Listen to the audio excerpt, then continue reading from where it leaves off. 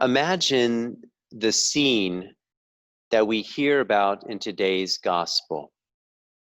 Imagine that you are Jesus, who has just found out about the death of his beloved cousin, John the Baptist. Jesus does what we might do as well. He goes away to be by himself. He seems to want some alone time. We are not told what he plans to do in the deserted place, perhaps as a way to grieve, perhaps as a place to pray. Maybe praying even for Herod and Herodias and Salome. And yet, his plans change. As he comes ashore, surprise, the crowds await him. While I might have gotten back in the boat to try to go away to somewhere else, he doesn't. Instead, Jesus stays because the crowds move him to compassion and he cures the sick. They have pursued him to this place, which is no longer deserted. They are hungry and they have come to the right person. The disciples are there too. And after what sounds like a busy day for Jesus, they want to send the people away to get something to eat. They are mindful of the people's physical needs, but maybe by wanting to send them away, they are trying to protect Jesus so that he can get a break. Who knows?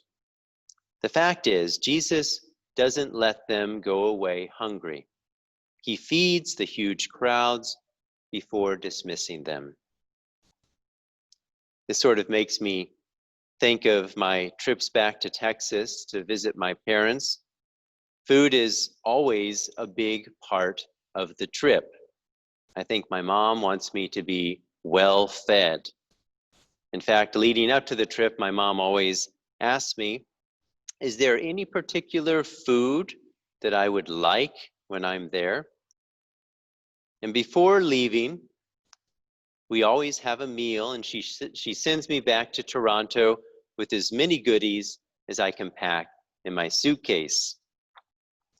Sharing a meal can be such an enjoyable experience.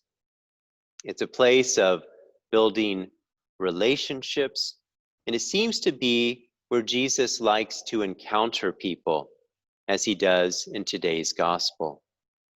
Jesus shows his love towards the people by acknowledging and providing for their immediate physical needs. And yet, whether they know it or not, he offers them so much more. Like with the Samaritan woman at the well, Jesus doesn't just want to quench their thirst or their hunger until they get thirsty or hungry again. He wants to give them the living water that quenches our thirst forever. He wants them to be in relationship with him, connected with him so that they can live with him for eternity. Many in the crowd probably returned home with gratitude for being healed and fed. They are likely to tell their friends about Jesus, but will they be able to convey who Jesus really is? Others probably got a fuller sense of who Jesus was, for he was offering them something more, something that this world cannot provide. I have seen this in recent weeks as members of our Rite of Christian Initiation of Adults, our RCIA program, have stepped forward to be baptized and received into the church. We've had to delay things a bit. This would normally happen at the Easter Vigil, but we've been able to slowly bring small groups to the church and have baptisms and confirmations. As adults, they have taken a huge step to respond to a hunger within them, a hunger to be united with Jesus in more profound ways.